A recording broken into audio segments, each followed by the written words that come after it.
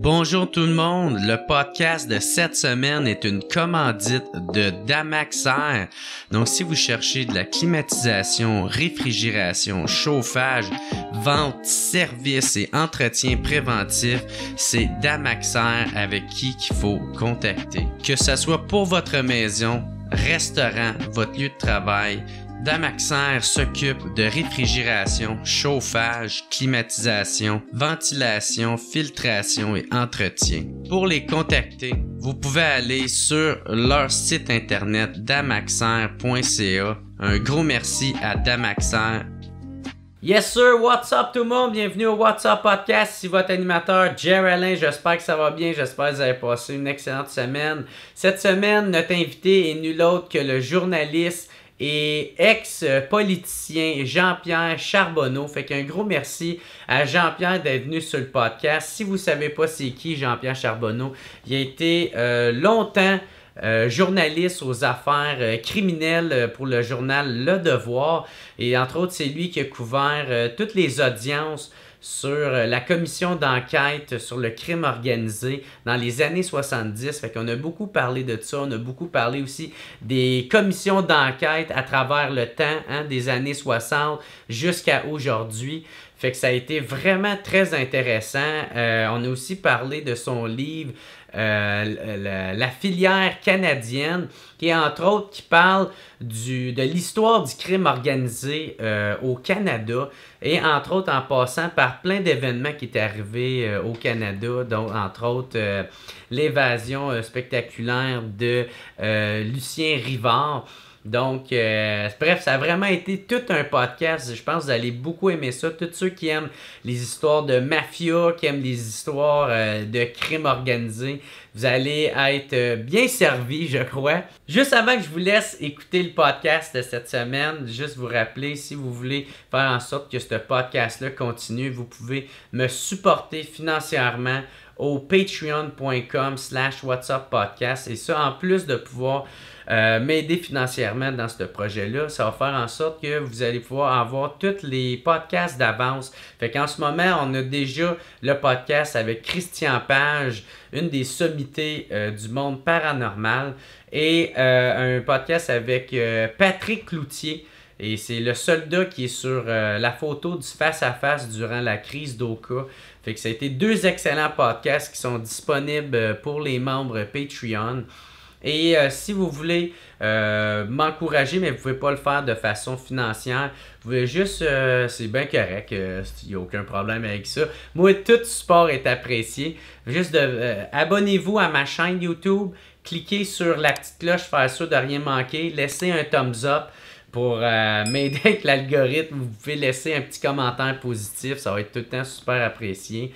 Ou sinon, vous pouvez vous abonner à mon compte Instagram Jerry Alain et ma page Facebook Jerry Alain, ça va être super apprécié. Fait qu'un gros merci tout le monde, un gros merci à notre commanditaire Damaxair, un gros merci à notre invité Jean-Pierre Charbonneau, un gros merci à tous ceux qui nous supportent dans ce projet-là et un gros merci spécifiquement à mon team WhatsApp de cette semaine. Fait qu'encore une fois, on avait Alex The Voice, Boutique Bouchou, Quaticook, Gab au Joli Pied, Jean-Nicolas Néron, Alliance, le Québécois et non le Canadien, Michael Boulanger et Steve Baudouin alias Mofo. Fait qu'un gros merci à mon team WhatsApp de cette semaine. Gros merci tout le monde de m'écouter. On se revoit la semaine prochaine. Ciao tout le monde!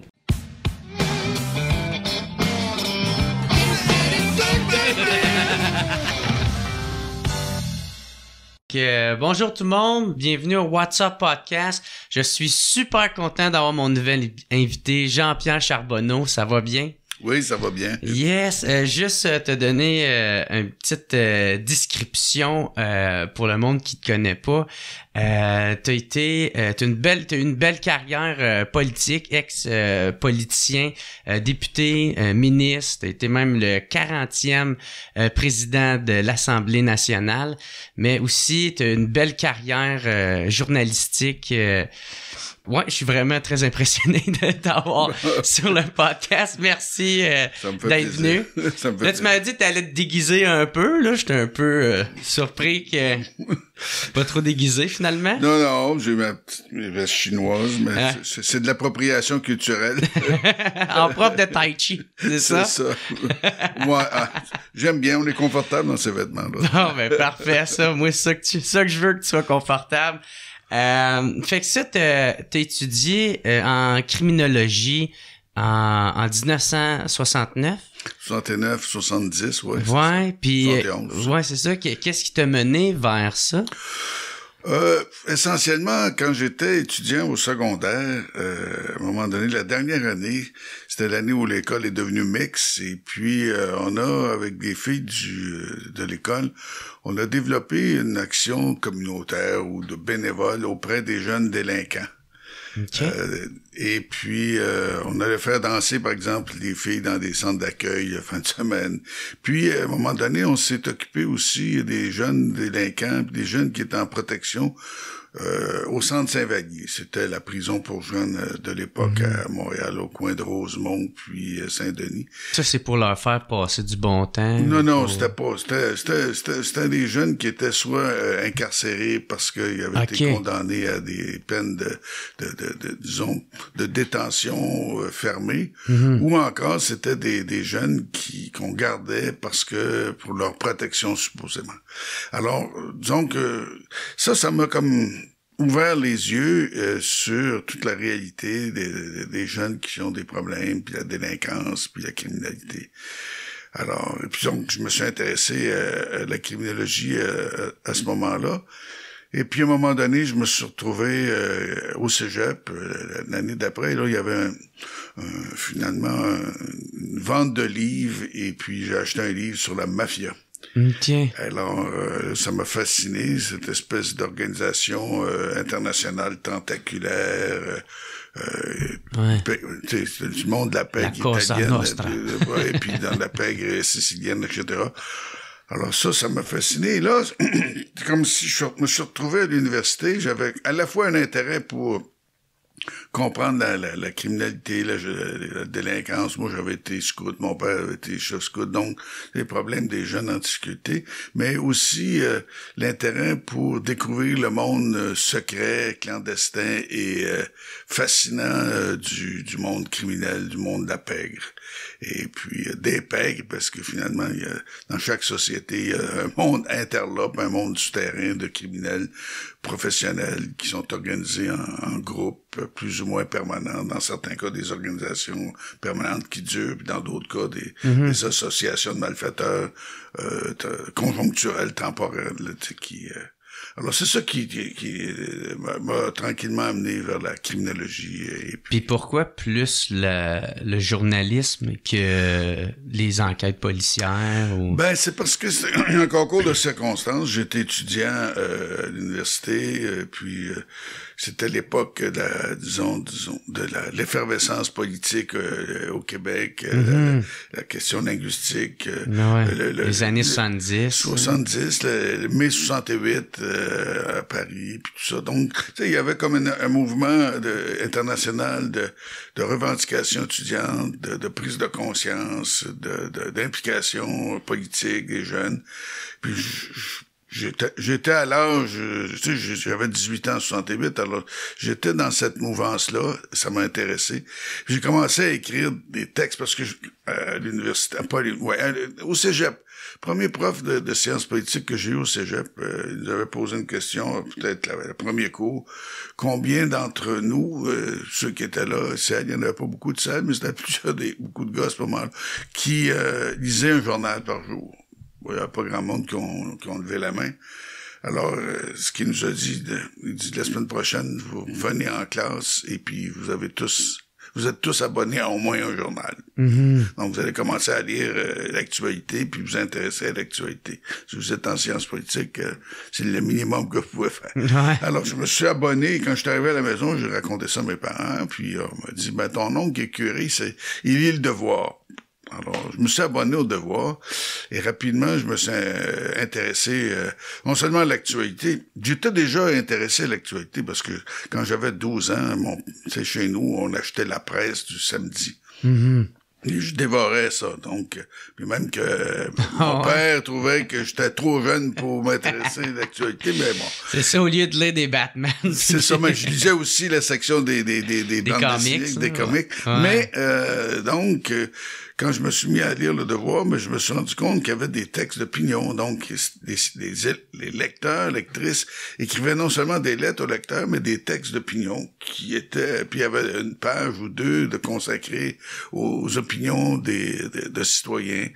Et puis là, comme étudiant engagé, j'ai commencé à écrire quelques textes sur la contestation étudiante, répliquer certains personnages publics, là, dont Léon Dion, qui était professeur de l'Université Laval, puis qui critiquait les étudiants, puis la jeunesse à ce moment-là. Mm-hmm. Alors, et puis, mes articles ont été publiés dans Le Devoir. Ça a été une révélation. Ah ouais? Puis c'est quoi tu critiquais cette... Je critiquais, par exemple, la façon dont on dévaluait la contestation étudiante. Ah ouais? Fait que déjà à cette époque-là, tu commençais déjà à avoir un franc-parler. Oui. Disons que j'ai toujours eu un franc-parler. Pas la langue dans ta poche. Et puis, et à un moment donné, comme j'ai aussi, quand je suis rentré à l'université, j'ai collaboré au Quartier Latin, qui était le journal étudiant de l'Université de Montréal. Puis on m'avait demandé d'écrire, comme j'étais étudiant en criminologie, un texte ou deux sur la mafia, puis l'emprise de la PEC dans notre société, la corruption politique reliée au monde interlope, tout ça. Et donc, à un moment donné, comme j'avais travaillé comme bénévole au Centre Saint-Vallier, quand je suis rentré à l'université, j'ai eu un emploi d'été, puis après ça, un emploi fin de semaine comme éducateur pour les jeunes. Et dans cet établissement-là, le Centre Saint-Vallier, il y avait l'étage inférieur, il y avait des prisons, il y avait des cellules. Donc, on emprisonnait des jeunes qui étaient trop récalcitrants. Bon, c'était un centre fermé, donc c'était une prison, mais il y avait des endroits, il y avait des cellules au sous-sol.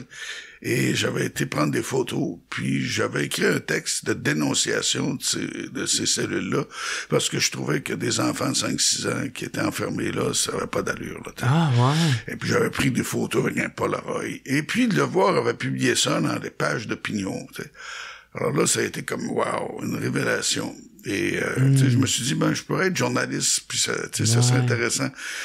Donc, il y a comme mon intérêt pour le crime organisé, pour la criminalité, et en particulier pour le monde interlope, plus mon intérêt pour la politique, la corruption qui était un élément et mon intérêt pour l'action journalistique, l'impact journalistique.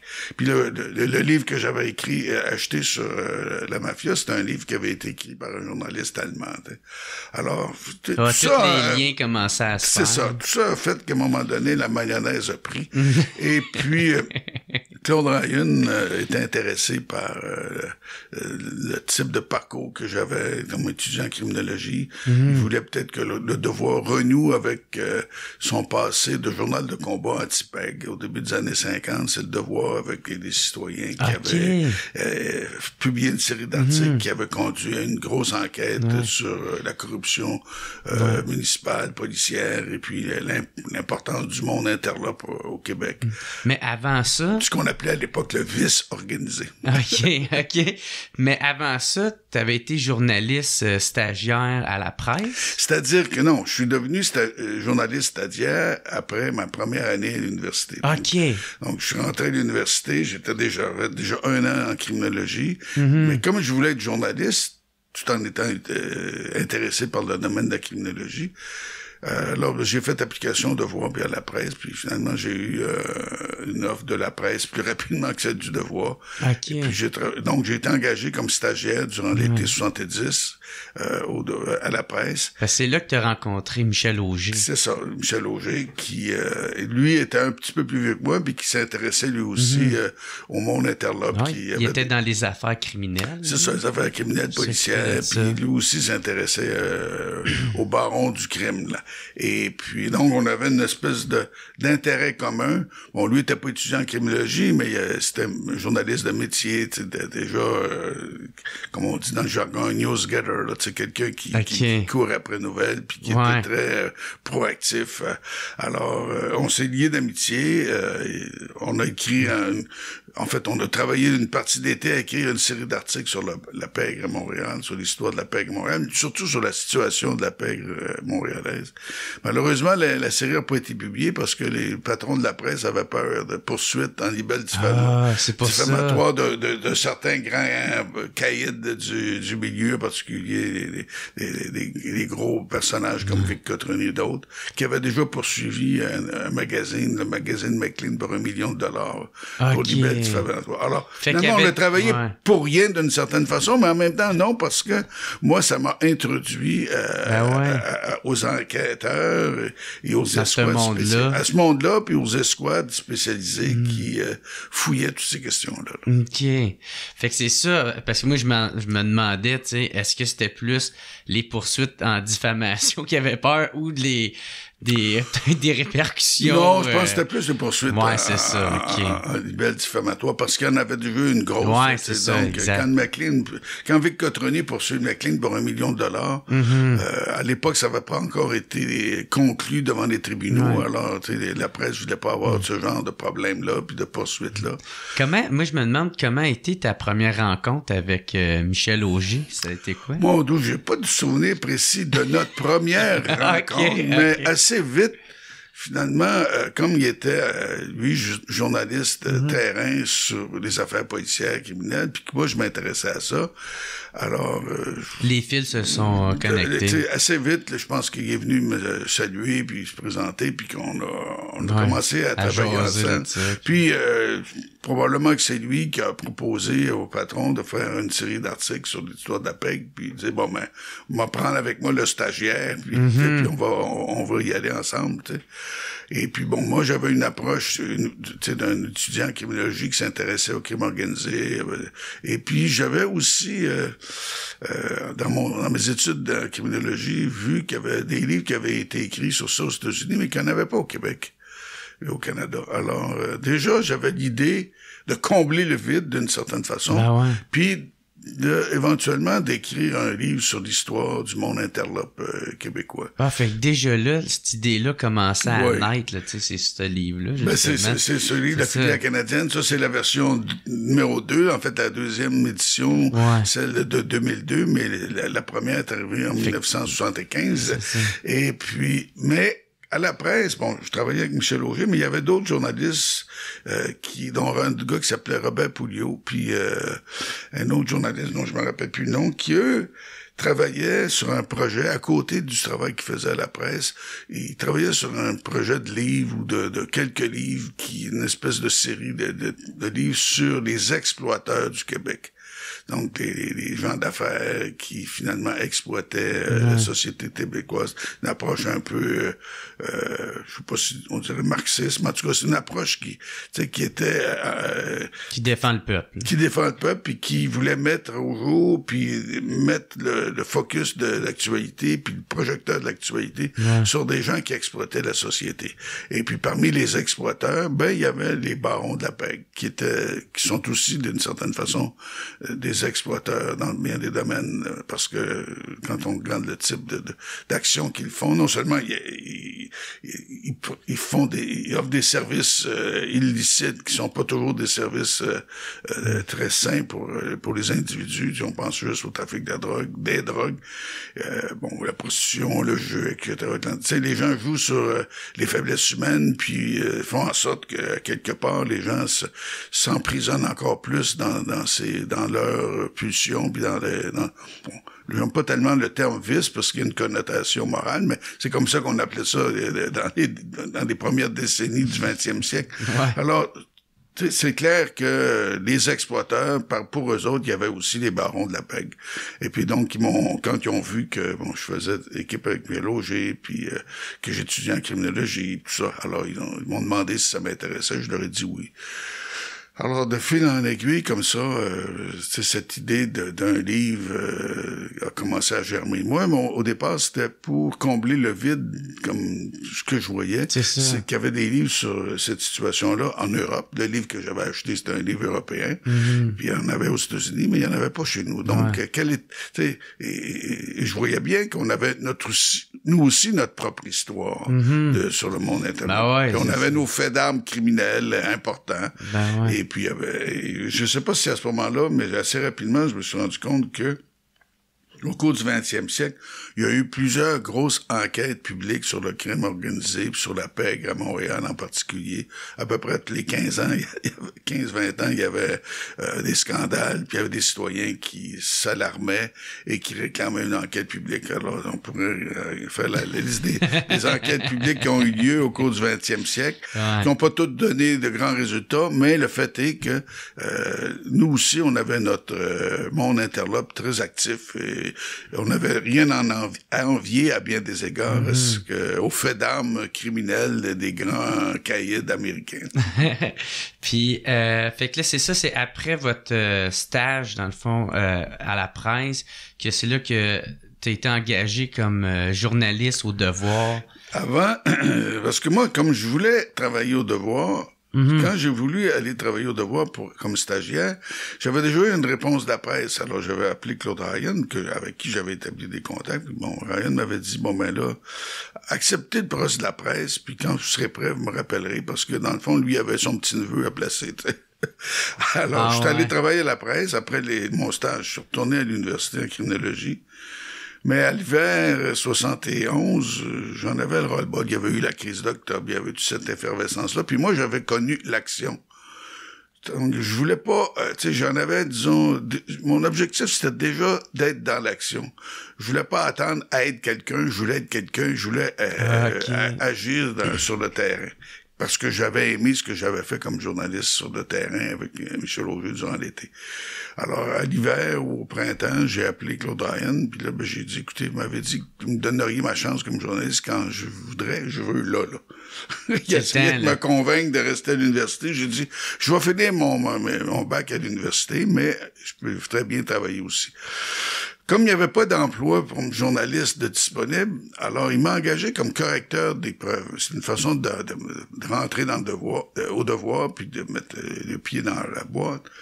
Alors, mais comme j'étais pas un très bon correcteur d'épreuves, j'étais pas mauvais en français, je le suis devenu plus, je veux dire, meilleur avec le temps. Ouais. Mais au mois de juin de cette année-là, le directeur de l'information, Jean Francaire, trouvait que finalement je méritais pas, ce poste-là, puis il proposait à Ryan de me renvoyer d'une certaine. Ah non. Là, moi, j'étais allé voir Ryan, j'ai dit non, vous m'avez promis de me donner ma chance comme journaliste. Ouais, ça. Alors finalement, il m'a donné ma chance comme journaliste stagiaire durant l'été 71.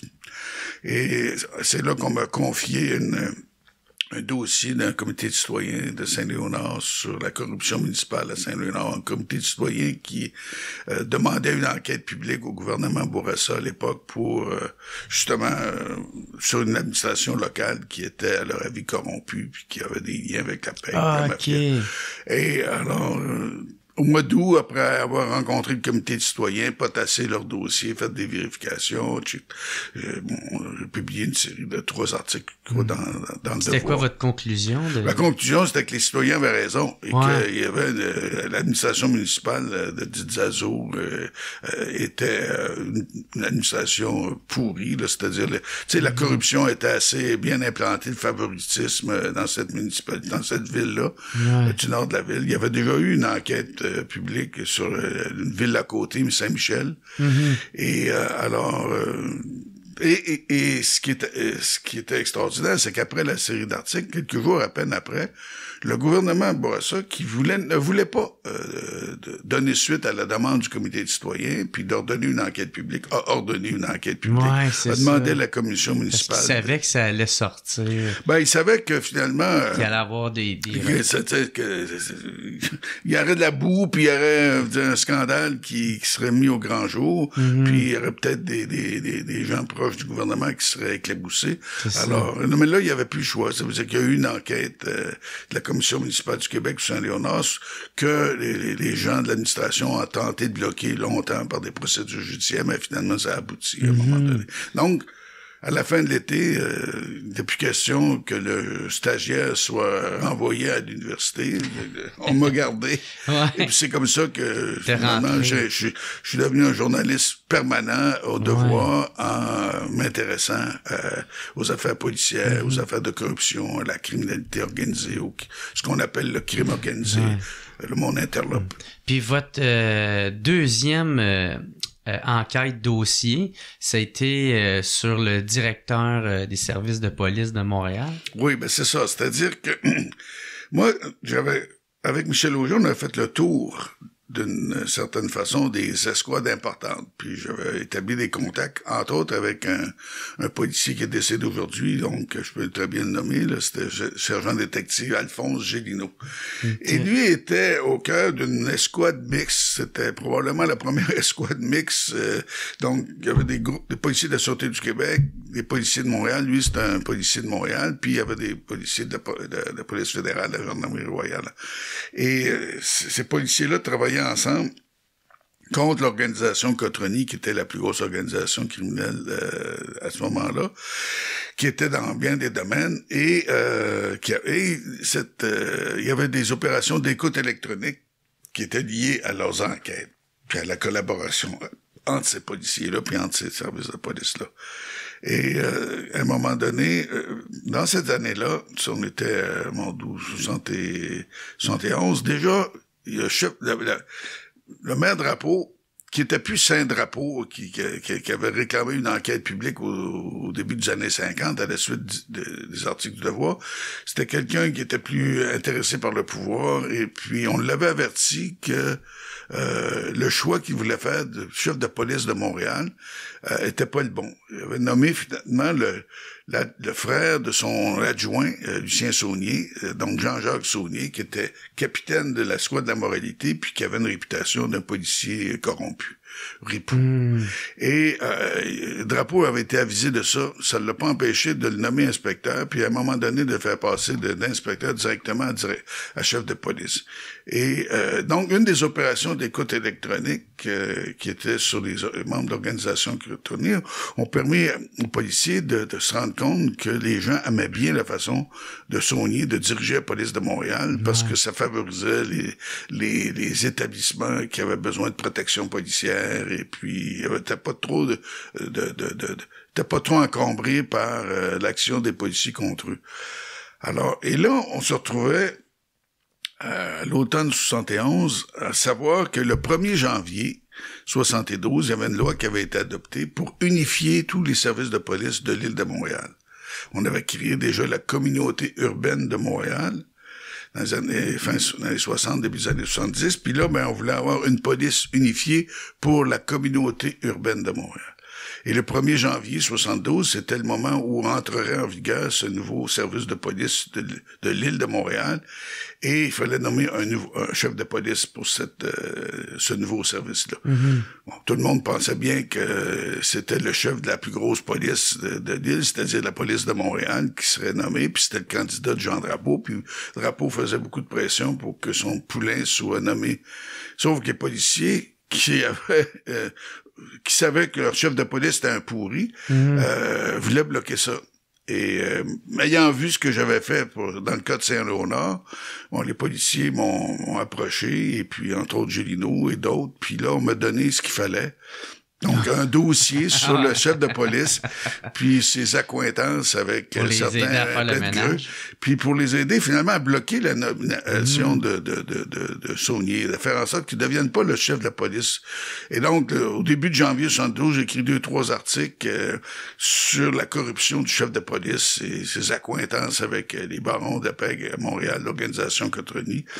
Et il n'est pas nommé chef de police de la CUM, et le gouvernement demande à la commission de police d'enquêter sur le chef de police de Montréal, Jean-Jacques Saunier.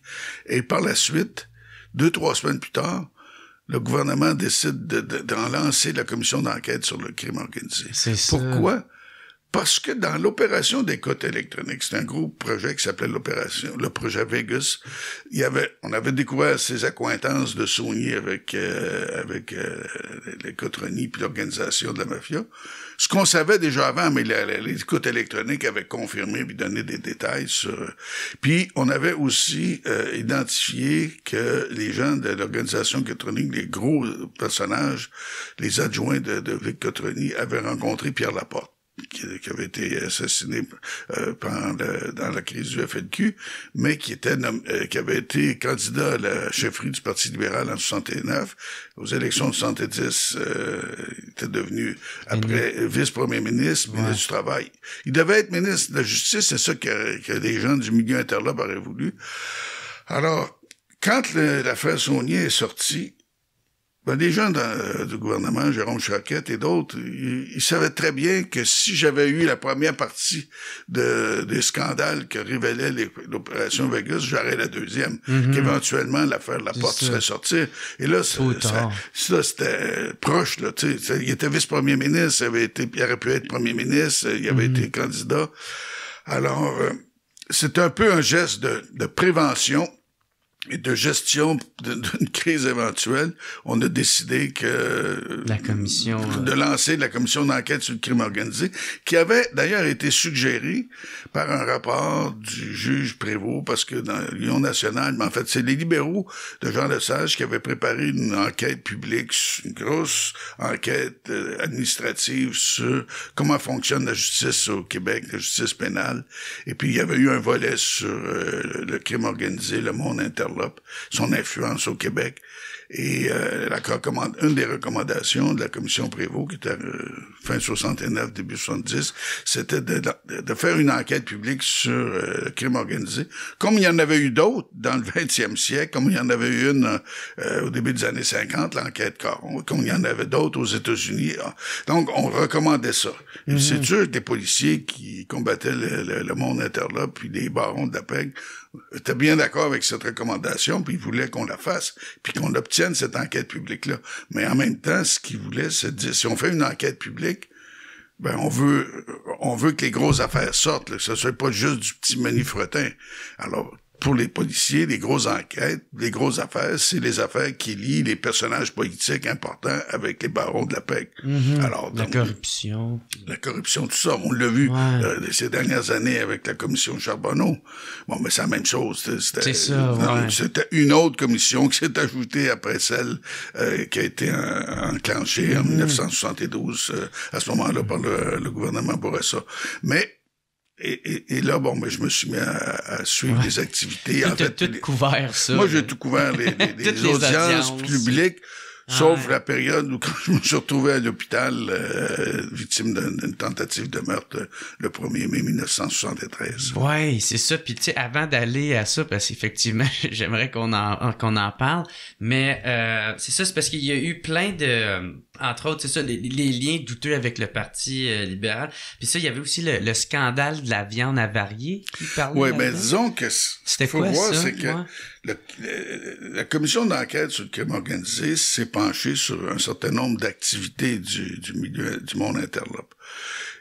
Et parmi les choses dans lesquelles est impliqué Vic Cotroni et ses acolytes, dont William O'Brien, Armand Courville et puis Paulo Violi, il y avait des entreprises de viande, donc de fabrication de viande pour la pizza. Donc toute la viande qui servait aux pizzerias à travers le Québec était fournie par Regio Foods, qui était la compagnie de Vic Cotroni, d'Armand Courville, Paulo Violi, et aussi par les compagnies de William O'Brien, qui était un caïd juif, mais proche de l'organisation italienne. Alors, ces gens-là avaient fourni, entre autres, pendant l'Expo 67, à peu près tous les restaurants de l'Expo 67. Donc, et les policiers qui étaient autour de cette enquête-là avaient débusqué que il y avait beaucoup de charognards ou de gens qui avaient de la viande de mauvaise qualité, mais qui néanmoins pouvaient être, disons, mélangés. Tu sais, quand tu fais du pepperoni, c'est facile de camoufler de la charogne avec de la viande de meilleure qualité. Alors, ce qu'on avait appris, c'est que Aubrun puis Cotroni les trempaient dans la gamique de la viande avariée. Donc, ils achetaient de la viande avariée et puis la transformaient puis la mettaient en vente pour la consommation humaine. Alors, il y a eu à un moment donné... la commission d'enquête sur le crime organisé a fait des audiences publiques, elle s'est penchée sur ça. Ça a été un des aspects les plus spectaculaires parce que, tu sais, prostitution, disons, établissement, tu sais, cabaret, opéré, extorsion. Ça touche un milieu particulier. Mais la viande, tout le monde en mange. C'est ça. Et tout le monde est allé à l'Expo 67. Et puis tout le monde se sentait concerné par des caïds qui avaient qui étaient propriétaires d'entreprises légitimes, qui étaient d'une certaine façon leur paravent, leur front, qui mettaient sur le marché et fournissaient aux consommateurs des produits de mauvaise qualité et dans certains cas qui auraient pu ou qui ont pu causer des problèmes de santé graves. Là. C'est combien de gens ont pu avoir des empoisonnements alimentaires ou des problèmes alimentaires reliés à une consommation de viande qui était impropre. On dit d'ailleurs impropre à la consommation humaine. Mais ça, c'est là que les gens réalisaient que quand les grands caïds, ils n'ont pas trop de scrupules. Alors, vendre de la drogue qui empoisonne la vie, le monde, ça les dérange pas trop, pas plus que finalement de fournir de la viande à pizza qui était de mauvaise qualité, là.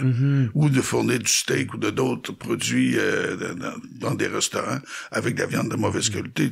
Les scrupules, ça les étoufferait pas bien. Est-ce que c'est dans cette commission-là est-ce qu'ils ont parlé aussi de le stade olympique, puis... Non, ça, c'était autre chose. C'est-à-dire que ça, c'est finalement... il y a eu une autre enquête, c'est l'enquête Malouf, parce que, les gens ont reproché justement au maître Drapeau d'avoir... magouillé ou fermer les yeux son administration sur la façon dont les contrats avaient été octroyés pour le chantier olympique. Alors, il y a eu Expo 67, il y a eu après ça, il y a eu le chantier olympique, il y a eu le métro, il y a eu beaucoup de gros travaux de construction dans les années 60, 70 avec la Révolution tranquille.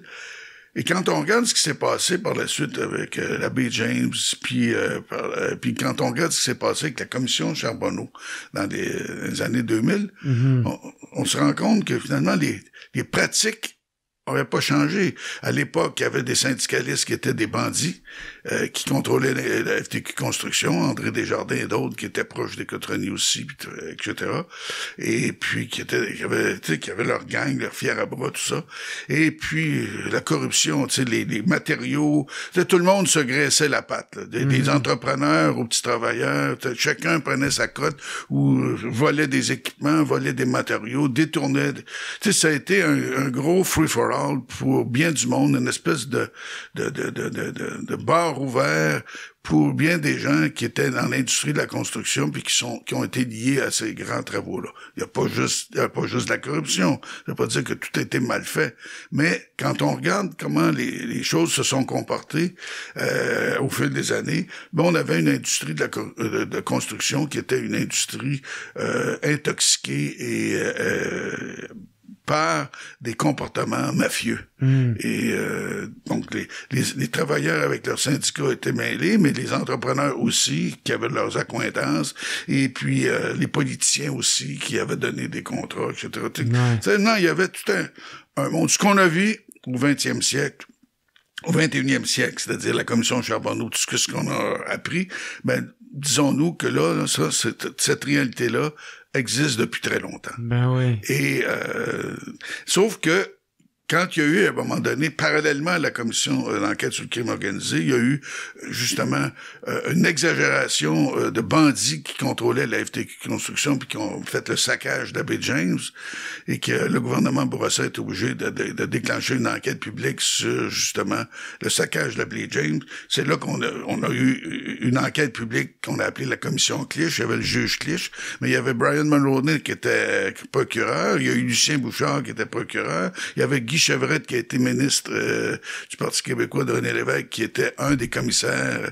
Et donc, ce monde-là ont été mêlés à la commission Clich qui a mis au jour des comportements mafieux et puis tout un système de pourriture qui gangrénait l'industrie de la corruption puis des syndicats, autrement dit, autant que les mœurs patronales qui étaient elles aussi pas très jojo là. Puis penses-tu que ça s'améliorait avec la commission Charbonneau ou c'est encore la même affaire? Je pense qu'à chaque fois, on fait des progrès dans l'amélioration, mais faut pas être naïf. Okay. Je crois que la commission Charbonneau a fait un certain nettoyage. On n'a pas pu tout nettoyer. Mais encore là, ce qu'on a vu à l'époque de la commission Clich, on l'a revu. C'est-à-dire, à une époque, c'était Desjardins. Après ça, et toute une gang qui était des Shylock et puis qui... Tu sais, il y avait toutes sortes de rackets qui... Tu sais, on vendait facilement de la drogue, des billets de l'auto clandestine. Tu sais, tout ça, les fiers à bras qui intimidaient. Puis il y avait une rivalité syndicale, alors tout ce monde-là, je veux dire, on s'est perpétué. C'est à un moment donné, après la commission Clich, finalement, c'est d'autres qui ont pris leur place, puis qui finalement, tranquillement, ont eu les mêmes comportements que ceux qui avaient été dénoncés par la commission Clich, ce qui fait qu'à un moment donné, on s'est retrouvé avec la commission Charbonneau à avoir des personnages qui, dans le fond, c'était presque du copier-coller de la commission Clich. C'est ça, quelques décennies auparavant. Alors, le même système pourri se perpétuait. On peut espérer aujourd'hui qu'avec l'unité permanente anticorruption, puis qu'on a des outils qu'on n'avait pas à l'époque, parce que maintenant, on a cet instrument-là qui est une unité d'enquête spécialisé. Ouais. En fait, c'est devenu même un corps de police dédié à la lutte contre la corruption. Ce qui avait pas, ce qui existait pas auparavant. C'est juste que ça a pris tout ce temps-là. Ça a pris tout ce temps-là et ça veut pas dire qu'il y a plus de corruption. Non. Ça veut dire peut-être que ils deviennent, tu sais, ça les oblige, les corrupteurs, à être plus subtils. Mais reste que le fling-flang existe toujours et puis les gens sont pas devenus plus sains pour autant là, alors quand il y a des opportunités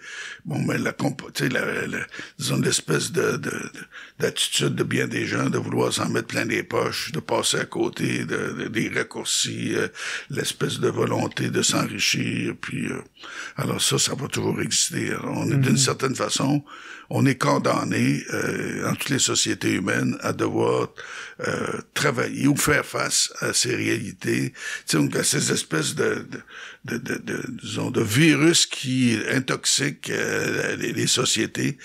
Et quand on fait pas trop attention, on se retrouve avec des sociétés où les bandits deviennent des dirigeants politiques. On l'a vu en Colombie, on le voit au Mexique, on l'a vu dans bien d'autres sociétés à travers le monde. Et à des moments donnés, les comportements de dirigeants politiques sont exactement des comportements mafieux.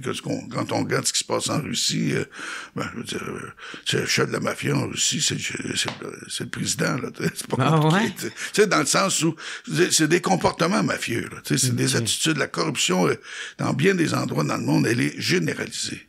Quand tu parles de quelqu'un qui a un comportement plus dictateur... Oui, mais totalitarisme. Oui, dictateur, mais quand t'es dictateur puis que tu peux imposer ta loi, tu t'enrichis encore plus vite, t'enrichis tes amis, tu fais le patronage, le favoritisme, et puis le retour d'ascenseur, c'est organisé en système.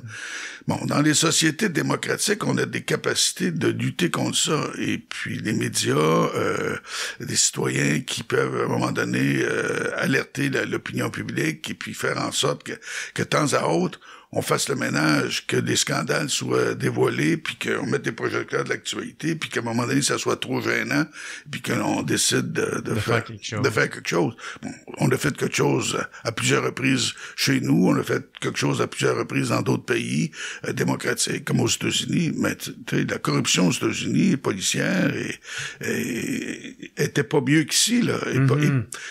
Autrement dit, il y a pas beaucoup de sociétés à travers le monde qui sont exemptes de ces espèces de plaies que sont les gens qui tentent de se rapprocher du pouvoir. Et ce qui aide pas, c'est que dans la plupart des sociétés, le financement des partis politiques est pas vraiment contrôlé. Alors, tu sais, les politiciens dépendent beaucoup de gens de bailleurs de fonds obscurs pour garnir leur caisse électorale. Puis leur des faveurs. Puis oui, etc.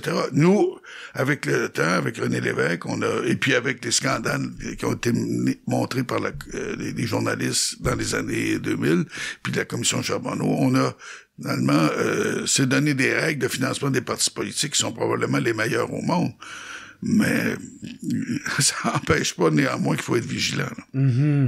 Puis si on en revient avec la commission d'enquête du crime organisé que tu couvrais beaucoup, il y avait plusieurs étapes. Puis là-dedans, il y avait... C'est ça, il voulait mettre en lumière la famille, la mafia. Il voulait montrer ça, mais aussi le clan Dubois. Oui, mais il y avait... Le monde interlope, là, c'est... Je sais pas, si on prenait le monde médiatique, il y a beaucoup d'organisations, il y a beaucoup de médias, donc beaucoup de grosses organisations médiatiques, il y a des petits médias. Aujourd'hui, on multiplie ça par les réseaux sociaux, tout ça. C'est un milieu, un monde dans lequel on trouve des petites organisations, des moyennes puis des grosses. Certaines organisations plus structurées, plus permanentes, d'autres, comme je le disais, des associations de malfaiteurs qui fonctionnent un temps puis qui se dissolvent puis qui se reforment avec d'autres individus. Alors, le monde interlope, c'est ça. C'est pas, quand on utilise l'expression crime organisé, ça donne l'impression qu'il y a comme une structure qui organise toute la criminalité organisée. Moi, j'ai jamais trop aimé, comme criminologue, cette expression-là qui vient des États-Unis, c'est organized crime. En fait, à part les meurtres ou des crimes passionnels, la plupart des crimes sont organisés, sont pensés, sont planifiés.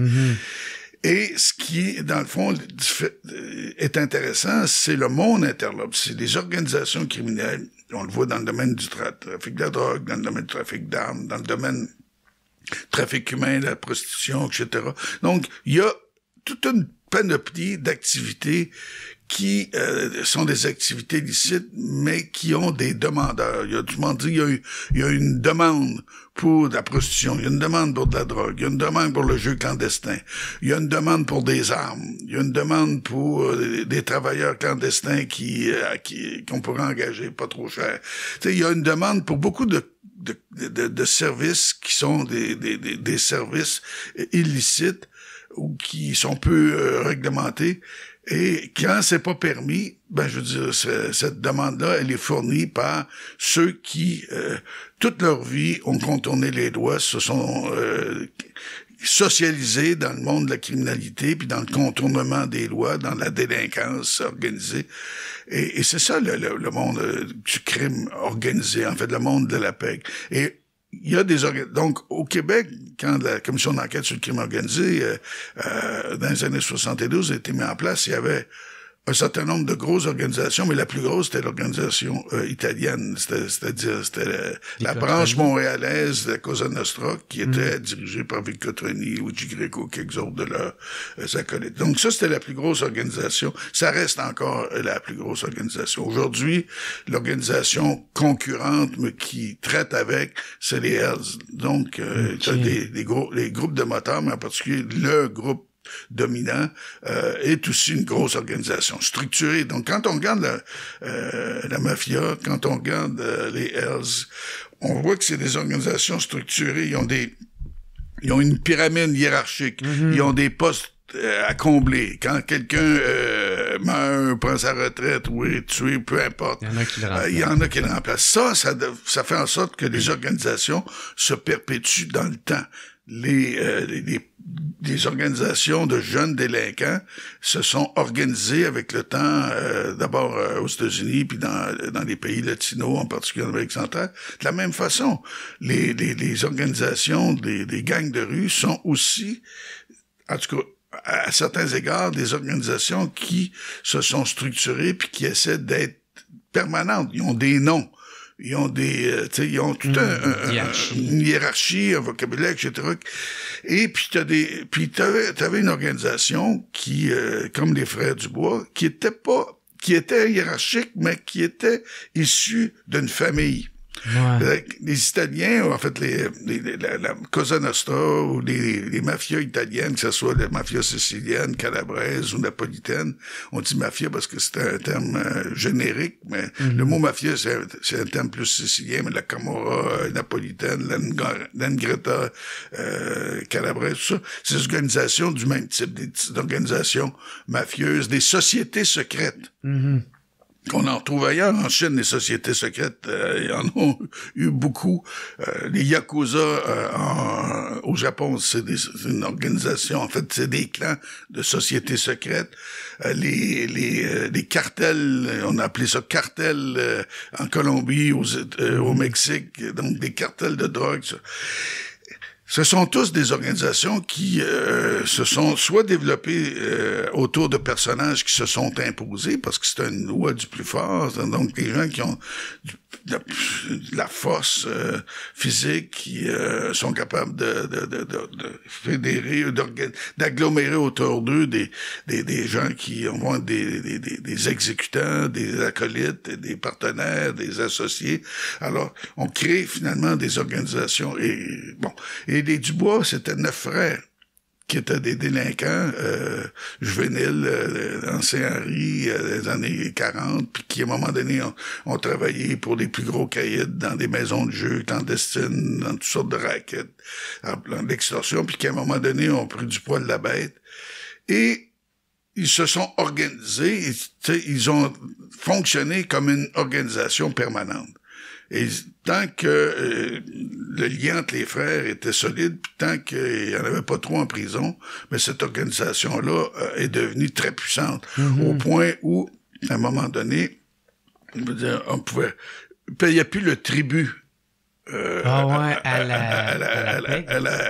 à la PEG, parce que la PEG, c'est le milieu, mais à l'organisation principale. Parce qu'à des moments donnés, c'est un monde féodal.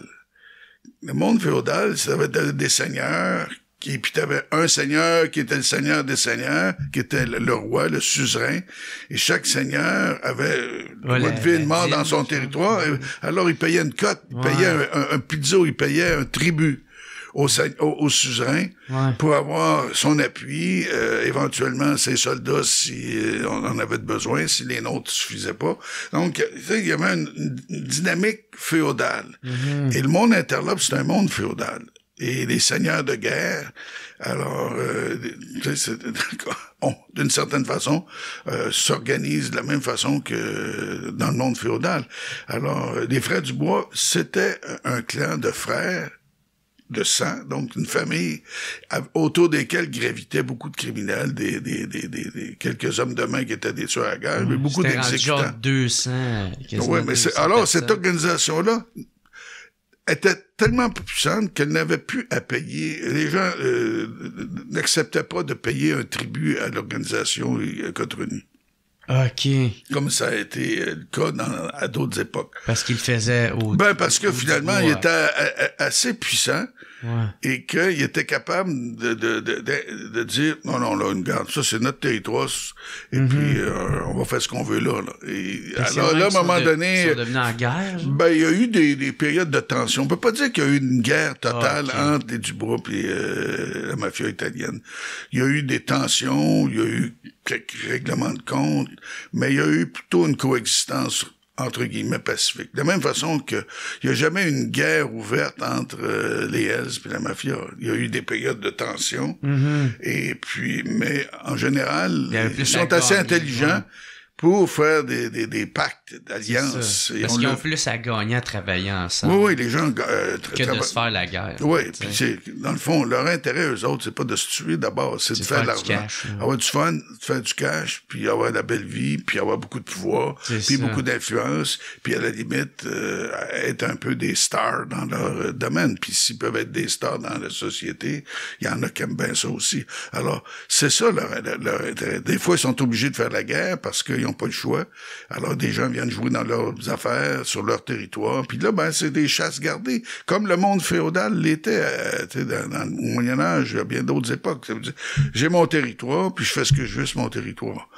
Mais j'ai décrété que c'était ça mon territoire. Puis là, tu peux avoir décidé que le territoire d'à côté, je vais en prendre possession. Alors, c'est là que les guerres commencent. Quand à un moment donné, les ambitions sont telles que on veut convoiter plus de territoire, plus d'espace. C'est ce qui, à un moment donné, a conduit la guerre entre les Hells puis les Rock Machines. Les Rock Machines. C'est qu'à un moment donné, j'ai une quête de territoire, puis les Hells voulaient contrôler l'ensemble du Québec. Et comme ils voulaient contrôler l'Ontario, puis bien d'autres domaines. Ça veut dire que à un moment donné, je veux dire, quand tu pars en guerre parce que tu veux conquérir des territoires, c'est exactement ce que Poutine fait en Russie, en Ukraine actuellement. C'est-à-dire, il décide que il veut contrôler ce territoire-là, il veut protéger tel autre territoire, il veut agrandir sa zone d'influence, protéger sa zone d'influence. Mais dans le monde criminel, c'est exactement la même chose. C'est-à-dire, les gens ont des chasses gardées, des territoires d'opération, parce qu'il y a des activités qui nécessitent que tu contrôles un territoire parce que ta clientèle est sur le territoire. Si tu veux vendre de la drogue, tu la vends pas dans l'espace. Tu la vends dans des quartiers, dans des endroits, puis il faut que tu contrôles les établissements licenciés, puis que tu contrôles des points de vente, puis que tu contrôles après ça l'approvisionnement de ce secteur-là ou de ce territoire-là. Puis c'est quoi, les frères Dubois sont devenus trop gros, fait qu'ils ont commencé à faire trop parler d'eux. C'est ça. Ce qui est arrivé, c'est qu'à un moment donné... Ils sont fait parler dans la commission. De la même façon qu'à un moment donné, les policiers voyaient bien que l'organisation Cotroni emmenait très large. Ils se sont rendus compte aussi que les Dubois emmenaient très large. Ils ont fait des victimes. Il y a du monde qui se sont plaints, il y a des gens qui se sont fait tabasser, il y a des gens qui ont perdu leur territoire de vente, il y a eu des meurtres, il y a eu des jambes cassées, etc. Donc, il y a eu des victimes qui se sont plaints de différentes façons. Ils sont fait. Et alors là, qu'est-ce qui arrive à ce moment-là?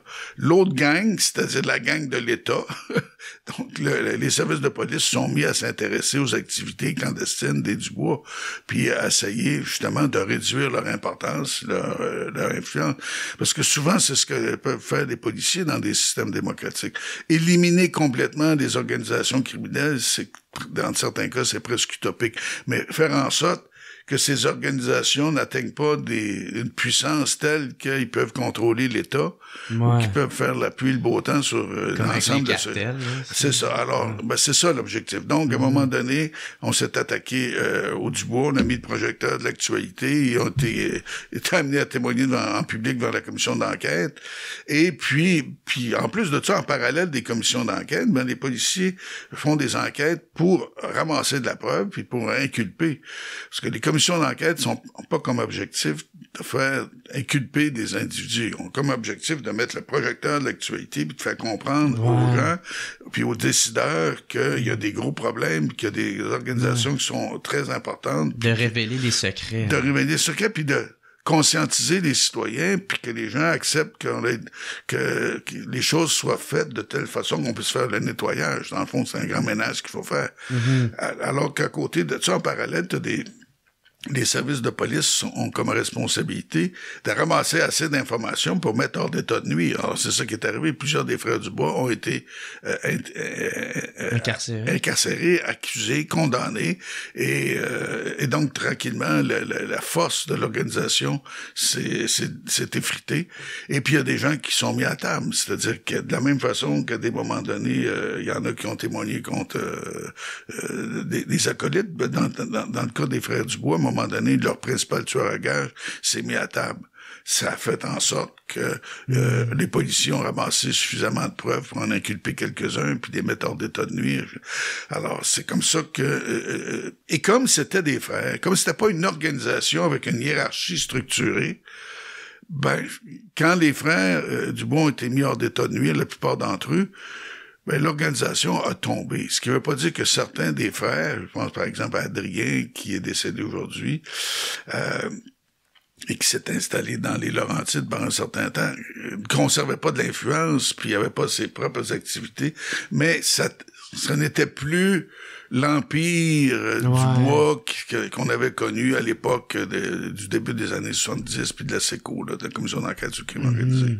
D'autres organisations avaient pris du poil de la bête ou avaient remplacé. Parce que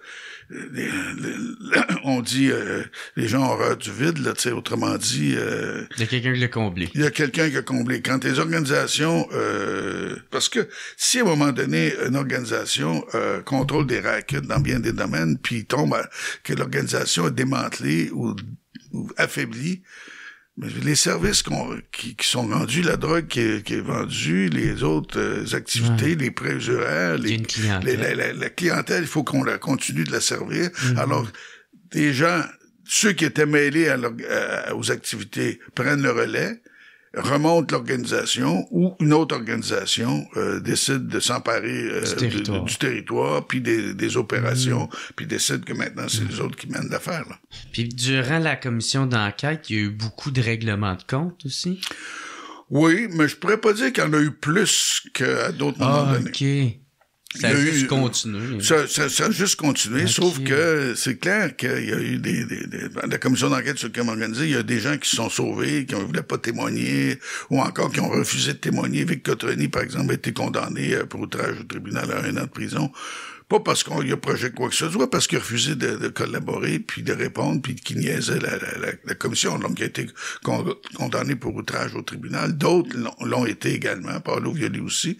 Et certains ont décidé de fuir le Québec, se sont installés un certain temps aux États-Unis, à Miami, pour justement à ne pas avoir à témoigner devant la commission d'enquête. Se faire oublier un peu. Se faire oublier, puis de faire en sorte que la tempête passe. Et de la même façon qu'on a vu dans les opérations contre les Hells, à des moments donnés, certains qui avaient été avisés ou qui étaient plus smart, avait déjà fui le Québec, s'était installé en République dominicaine ou ailleurs, puis pendant plusieurs mois, était recherché, mais pouvaient continuer d'opérer à distance leurs activités. Puis, alors, tout le monde n'aime pas être incarcéré, tout le monde n'aime pas le goût d'être emprisonné pendant une couple d'années, même si ils sont pas nécessairement emprisonnés à vie, mais disons, passer plusieurs années à Londres, il n'y a jamais personne qui aime ça particulièrement. Mais c'était des règlements de compte, c'était pas nécessairement dans le but de faire arrêter la commission? Ou, Non, mais... Non, parce que finalement, ils ne pouvaient pas faire arrêter la commission. C'est ça. C'était trop enclenché. C'était trop enclenché, sauf que c'est sûr que des témoins potentiels qui se sont fait tabasser. Ouais. Tu sais, autrement dit, néanmoins, les gens qui étaient visés, parce qu'on vise pas les petits poissons, on vise à avoir le maximum de personnages importants, mais plus on vise les gros caïds, plus on vise des dirigeants et leurs lieutenants, plus ça peut être dérangeant et plus il y a des gens qui savent des choses qui peuvent être en danger parce que finalement pour une commission d'enquête, tout comme des enquêtes de police, ça prend des témoins, ça prend des gens qui acceptent de raconter ce qui s'est passé parce que la police peut pas juste faire d'infiltration, peut pas juste infiltrer des policiers qui jouent le rôle de bandits. Elle a besoin d'informateurs qui, dans certains cas, deviennent sont même des complices, puis qui acceptent de collaborer avec les policiers en échange, ou avec la justice en échange de peines réduites, ou même de pas de peine du tout, puis de pas d'accusation. Mais ça devienne des cibles. Ça veut dire que les gens qui connaissent des choses, qui seraient prêts à témoigner, ou qui, parce que c'est juste des humains, là. Alors, beaucoup de gens sont devenus des collaborateurs des policiers parce que c'était de la vengeance. Les gens ont été tassés. Par exemple, le tueur à gages des frères Dubois, à un moment donné, avait appris que on le soupçonnait d'avoir collaboré avec la police. Puis là, sa tête était mise à prix. Alors, ce qu'il a fait, c'est qu'il s'est rendu lui-même à la police, puis il a offert ses services, puis il est devenu... c'est tout qu'est-ce qui reste, c'est ça. C'est sa seule option. C'était sa seule option, de sauver sa peau, c'était de dire, bon, ben, écoute, si on a plus confiance en moi, puis des fois, les gens les soupçonnent à juste titre, mais dans d'autres cas, non. C'est juste du placotage, des rumeurs qu'on fait circuler pour affaiblir de la vengeance.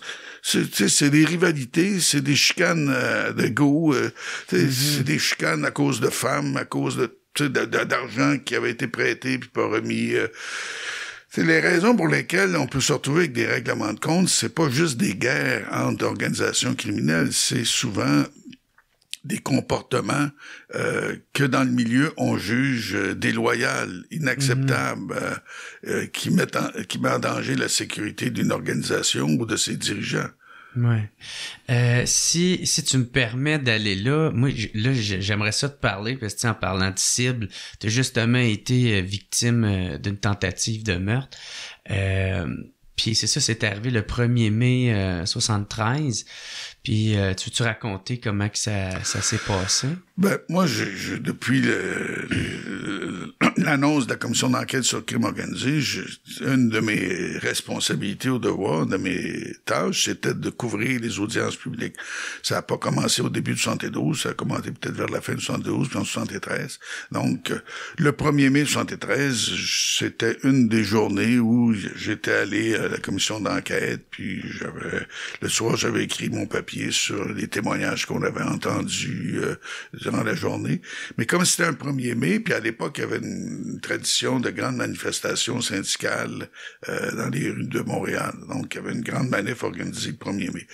On m'avait demandé de rester plus tard parce qu'à l'époque, ça brassait pas mal. Fait qu'on se disait, s'il y a du grabuge, ben, tu vas t'y rechercher la version policière. Puis il y a d'autres journalistes qui s'occupaient du monde syndical qui étaient sur le terrain puis qui couvraient l'événement.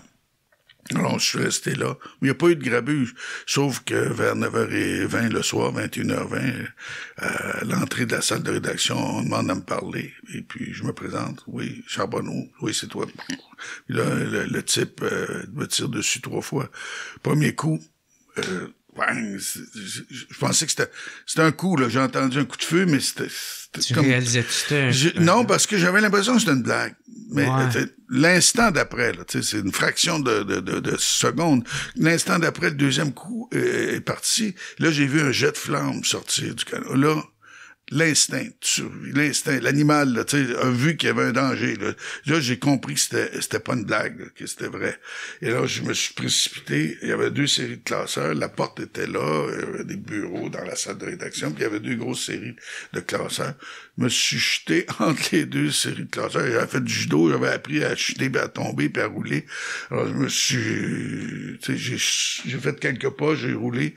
Et l'autre a couru après moi, puis il m'a tiré. Alors, le 3e coup. Ouais. Fait que le premier coup, la balle était dans ce mur-là. Moi, j'étais ici, lui était là. Le 2e, je l'ai eu dans le bras. Puis la 3e, on l'a retrouvé dans ce mur-là. Ouais. Et puis, après ça, ben, le gars c'est sauvé. C'est sauvé. Puis moi, ben, j'ai réalisé que je venais d'être touché parce que j'ai vu du sang sur mon bras. Ça avait l'air plus gros que ça l'était. Mais je réalisais en même temps que j'étais en vie. Et ben là, j'étais sur l'adrénaline, là, et puis... Ça t'a-tu pris du temps à catcher, justement? Qu'est-ce qui venait de se passer? Non, le 2e coup de feu, en fait, c'est quelques instants, là, tu sais, c'est pas même une seconde, là, tu sais, c'est pow. Entre les 2 parts, le 2e, j'ai vu le jet de flamme, là, c'était l'instinct, là. Okay. Donc, j'ai compris que c'était dans... Puis quand je me suis relevé, quand l'autre fini le 3e coup, puis il est sorti, je me suis mis à genoux, j'ai regardé, et là, j'ai vu que j'étais touché. Là, je réalisais encore plus que c'était moi, là. Que, j'étais vivant, mais qu'on m'avait tiré dessus, puis que on m'avait pas visé les jambes, là. On visait ici, là. On visait le tronc, là, pour me tuer, là, t'sais. Et puis, et là, ça... comme je fréquentais beaucoup les policiers, j'avais 23 ans, j'avais emprunté un peu le langage policier qui était des fois pas tellement plus loin que le langage des truands. Tu sais, j'ai dit, c'est la grosse game. Ah, comme ouais. les policiers disaient, tu sais, c'est la grosse game, là, c'est vrai, là, puis c'est une grosse affaire. Et puis, Dans le cours des grands. c'est ça. Et ben, c'est aussi, aussi comme simple que ça. Là, puis c'était quoi que dans le... Puis qui avait donné l'ordre de ça? C'était... Ce que j'ai... Bon, à peu près un an ouais. après, j'ai reconnu celui qui avait tiré sur moi, Tony Mucci, qui accompagnait Paolo Violi, qui avait été convoqué par la commission d'enquête sur le crime organisé. Et Paolo Violi, c'était le numéro 2 là, de la mafia à Montréal. Là. Puis il y avait des conflits à l'intérieur de la mafia parce que justement, il y avait des rivalités. Cotroni, Violi, c'était des Calabrais.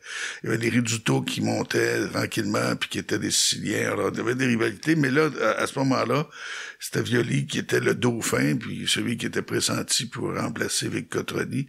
Alors, il était accompagné de Tony Mucci. Donc, Tony Mucci était son garde du corps. À ce moment-là, mon dos, il y avait autour de la vingtaine. Tu sais, quand Mucci avait 18 ans quand il m'a tiré dessus, puis moi j'en avais 23. Alors, il avait pris du grade, il était le chauffeur et garde du corps du numéro 2. Mm-hmm. Et puis, le hasard a fait que des policiers qui enquêtaient sur mon attentat étaient dans les coulisses de la commission d'enquête cette journée-là. Fait que je suis allé les voir en arrière, je dis, je pense que c'est lui qui m'a tiré dessus, là. Ah ouais. Et puis, c'est une intuition parce que finalement, j'avais pas pris son portrait. Mais tu sais, ton cerveau enregistre une image. Et puis, quand j'ai vu, ça a été comme un déclencheur. Et là, ils ont commencé à enquêter sur lui. Puis, il avait été arrêté pas peu de temps après pour 2 autres actes criminels. Il avait tabassé le fils d'un ancien roi du bookmaking à Montréal. Puis, il avait été impliqué dans un vol de bijoux où il s'était déguisé en policier. En tout cas, finalement, les policiers l'ont arrêté pour ces 2 affaires-là. Puis, ils en ont profité pour l'interroger sur mon attentat. Bon, ce qu'ils m'ont dit, c'est que il s'était ouvert un peu trop, tu sais, en ce qui me concerne. Ils disaient, puis Charbonneau, il picossait trop, puis bon. Alors, finalement, ils l'ont inculpé pour tentative de meurtre. Et puis, avec les 2 autres chefs d'accusation qu'il y avait contre lui. Mais comme j'étais le seul qui pouvait témoigner contre lui, vraiment, à un moment donné, il y a eu comme une entente entre les procureurs. Alors, son acte d'accusation a été réduit à avoir fait feu dans l'intention de blesser. C'est un peu un euphémisme. Donc, il a plaidé coupable à tout ça, puis il a eu, je pense, 8-10 ans de prison. Et puis un jour, plusieurs années après, mon ami Michel Auger, qui s'est fait tirer lui aussi plusieurs années plus tard, non pas par quelqu'un dans les années 2000. Dans le 2000, par quelqu'un proche des Hells Angels, puis commandé par Mme Boucher. À ce moment-là, Michel avait une confidence d'un avocat de Montréal, Sidney Littman, qui lui s'est fait assassiner aussi, qui lui avait dit, c'est pas Tony Mucci qui a tiré, c'est un autre gars canadien-français proche de ce gang-là, qui est devenu un caïd important. Mais en bout de piste, c'était les 2 ou ces 2 gars-là travaillaient ensemble pour les Cotroni à ce moment-là. C'était des jeunes loups qui avaient beaucoup d'ambition puis qui ont gravi les échelons du monde interlope puis de l'organisation de la mafia puis de ce réseau-là. Ça me dérange pas lequel des 2. J'ai jamais su si c'était. Sauf que ce que je sais, c'est que mon cerveau, quand j'ai vu Mucci, c'était lui. C'était lui, là, tu sais. Alors, est-ce que c'est lui ou est-ce que c'est l'autre? D'une certaine façon, ça change absolument rien parce que c'était des gars qui travaillaient pour les mêmes. Autrement dit, c'était des petits soldats à ce moment-là de Violi puis de Frank Cotroni. Puis tu as-tu pardonné à lui ou tu t'en fous? Je sais pas. D'une certaine façon... C'est drôle parce que quand j'ai eu des problèmes en politique ou des rivalités ou des déceptions, puis que j'ai eu des coups durs en politique, je pense que j'ai eu plus de rancune ou plus à des moments donnés contre certains personnages politiques de ma propre équipe, dans mon propre parti, que contre Mouchi. Tu sais, Mouchi, c'était un petit jeune qui était ambitieux, qui voulait monter. Il voulait monter. Alors moi, j'épicassais, puis j'écrivais à tous les jours sur eux autres, puis c'est sûr que ça, comme on dit en bon québécois, ça faisait chier Vic Cotroni, Frank Cotroni, Varlo Violi et leurs acolytes, tout ce que j'écrivais. Puis j'avais déclenché 3 enquêtes publiques. Alors, tu sais, tout ça, là. Alors, tout ça faisait que j'étais, tu sais, quelqu'un qui brassait trop les affaires. Qui brassait trop, puis qui écœurait trop pour... Mais d'habitude, tu sais, j'ai eu un fantasme un jour, je me disais, je vais aller prendre une bière avec lui, mais finalement, ça s'est pas réalisé, puis je tiens pas plus que ça, mais tu sais, en bout de piste, je pense même pas qu'il me dirait la vérité aujourd'hui, là, tu sais. Même après toutes ces années-là. Je pense qu'il a choisi son camp, puis son monde, puis finalement, il évolue dans cet univers-là.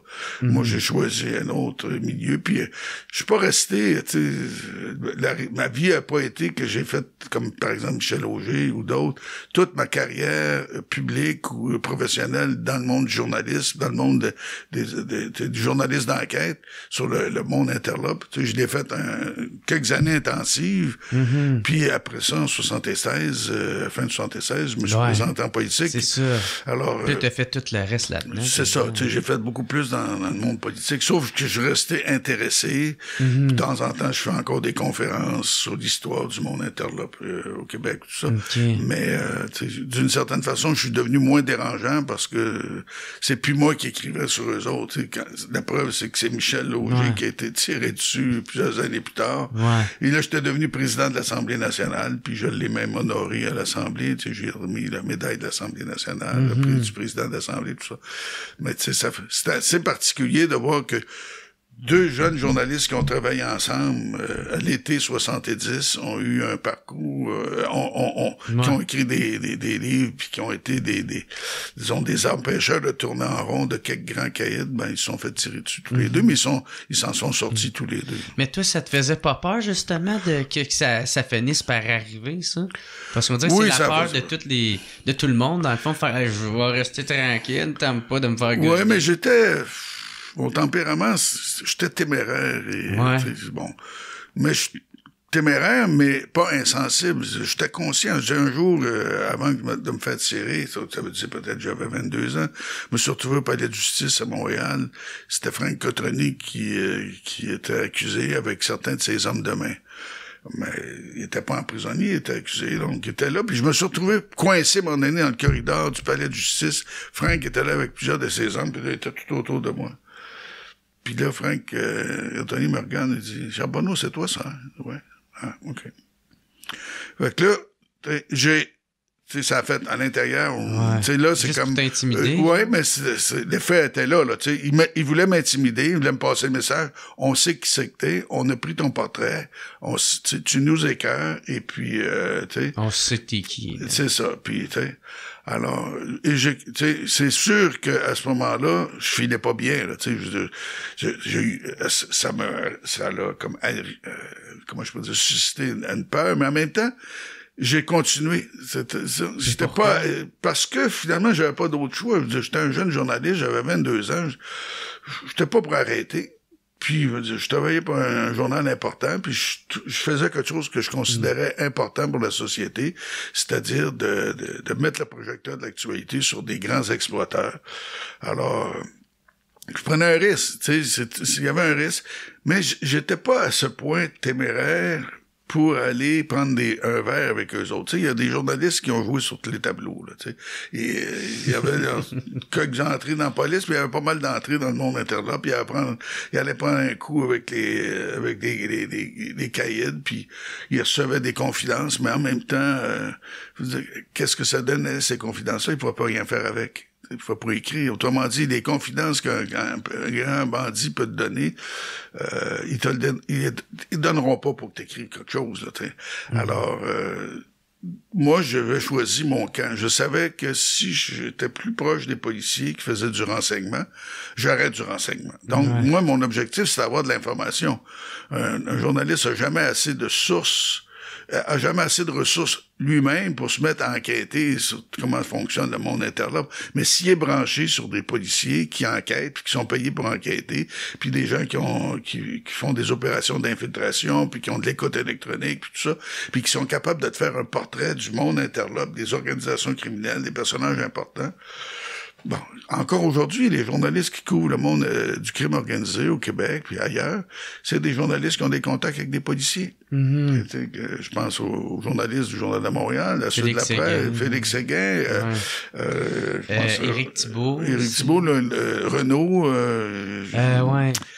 À la presse, avant ça, t'avais André Noël puis André Cédillo. Ouais. Alors, tous ces journalistes-là, ils ont leur contact auprès des policiers. Puis, comme moi, ils bénéficient finalement parfois des frustrations des policiers ou de l'intérêt des policiers de faire en sorte que certaines informations sortent. Et puis, et certains d'entre eux... Moi, j'ai écrit le premier livre sur le monde interlope au Québec. Il y en a d'autres qui, après ça, ont écrit. Félix Séguin a écrit. Michel Auger a écrit. Mafia Inc. Et puis, bon, c'est ça. André Cédillo et André Noël ont écrit sur Iridium, tout ça. J'ai comme ouvert le chemin pour que d'autres écrivent. Ce qui fait qu'aujourd'hui, notre connaissance du monde interlope québécois et de l'histoire, parce que c'est pas juste le monde interlope d'aujourd'hui, c'est le monde interlope d'hier, d'avant-hier. Mm-hmm. Il y a plusieurs décennies, ce qui nous donne une perspective historique. C'est ça, le parcours. Hein. Le parcours, tu sais. C'est intéressant de savoir comment, depuis le début du 20e siècle, la fin du 19e siècle, les organisations criminelles se sont développées chez nous, comment elles ont prospéré, comment elles ont grandi, se sont effondrées, dans certains cas, ont repris du poil de la bête, dans d'autres cas ont été remplacés par d'autres. Tu sais, c'est aussi la perspective historique qui est intéressante. Puis, d'un point de vue d'un criminologue, c'est comment ces organisations-là sont nées, quelles sont les conditions de leur croissance, de leur prospérité, de leur effondrement dans certains cas. C'est ça aussi qui est intéressant. Puis est-ce que ça a laissé des séquelles, cet attentat-là? Est-ce que ça t'a fait peur ou... Ben, ça m'a fait peur, mais j'ai continué. Puis après ça, ce qui est arrivé, c'est que comme je voulais écrire mon livre, le hasard a fait que je suis devenu ami avec des policiers de la brigade de stupéfiants de la police fédérale. Pas pire pour un indépendantiste. J'allais au mess des officiers. Je suis devenu très chum avec plusieurs policiers qui, dans bien des cas, étaient des nationalistes, tu sais, pas nécessairement des indépendantistes comme moi, mais finalement, pour eux autres, ça les dérangeait pas. Ce qui était, ils aimaient le type de journaliste que je faisais, mon front de bœuf, ma témérité, puis la capacité pour le devoir aussi, puis pour les journaux de sortir des affaires. Mm-hmm. Et puis, ils avaient accepté de m'alimenter, puis à un moment donné, c'était Gilles Poisson, qui était sergent d'état-major, le commandant des opérations de la brigade des stupéfiants à la police fédérale au milieu des années 70. Avec qui je m'étais lié d'amitié, puis quelques-uns de ses collègues qui m'alimentaient. Puis à un moment donné, il m'a introduit à son patron, qui avait été, lui aussi, à la brigade des stupéfiants plusieurs années auparavant, Jean-Paul Drapeau, qui lui aussi est un nationaliste québécois, pas un indépendantiste, mais qui, d'une certaine façon, se disait, nous autres, les Canadiens français, dans la GRC, on a fait bien des affaires importantes, mais on n'a jamais eu le crédit pour tout ce qu'on a fait. Puis il fallait être 2 fois meilleur que les Anglos pour, tu sais, quand on voulait, pour être reconnu, etc. Ouais, c'est ça. Et puis nous autres, quand on regarde ça, ce qu'on a fait à Montréal, tu sais, c'est assez spectaculaire, ce qu'on a fait contre le trafic international de la drogue. Montréal, c'était la plaque tournante. Là, ce que j'ai compris, c'est que il y avait une mine d'or. Et j'ai eu accès, grâce à eux, aux archives de la brigade des stupéfiants. Donc, les premières enquêtes sur le trafic international de drogue, d'héroïne puis d'opium que j'ai mis dans du début du 20e siècle jusqu'au milieu des années 70, quand le livre est écrit. Et là, j'ai pu, parce que là, j'ai eu l'idée, je me suis dit, le livre que je vais écrire, parce que j'avais pas toute la documentation, puis toute l'information qui existe aujourd'hui, qui a permis aux autres qui m'ont suivi de faire des livres importants. Puis, il n'y a pas Google, là, puis... Non, puis, tu sais, bon, puis... mais... il y avait ces archives-là. Ce que je me suis dit, c'est que je vais reconstituer les enquêtes. Je vais réécrire les enquêtes, raconter les enquêtes comme elles se sont faites, vraiment là, en détail. Puis à travers ça, parce que quand j'ai eu accès aux archives, je me suis rendu compte, mais c'est l'histoire de la PEG à Montréal, c'est l'histoire des Cotroni, c'est l'histoire des caïds qui les ont précédés. Les grands personnages ont tous été impliqués dans le trafic international des drogues du début du 20e siècle jusqu'à aujourd'hui. Alors, à travers la reconstitution de ces enquêtes-là, je vais raconter aussi l'histoire du monde interlope montréalais. Parce que là, j'avais des livres américains, des documents d'enquête aux États-Unis, plus en Europe, il y avait d'autres livres qui avaient été publiés depuis celui que moi j'avais acheté quand j'étais étudiant au Cégep. Alors, j'ai pu, à travers tout ça, là, faire des liens. Puis non seulement reconstituer les enquêtes, mais à travers les enquêtes, faire des liens que même les policiers qui enquêtaient à ces périodes-là, sur les personnages qui avaient été arrêtés puis inculpés, n'avaient pas fait. Ah ouais.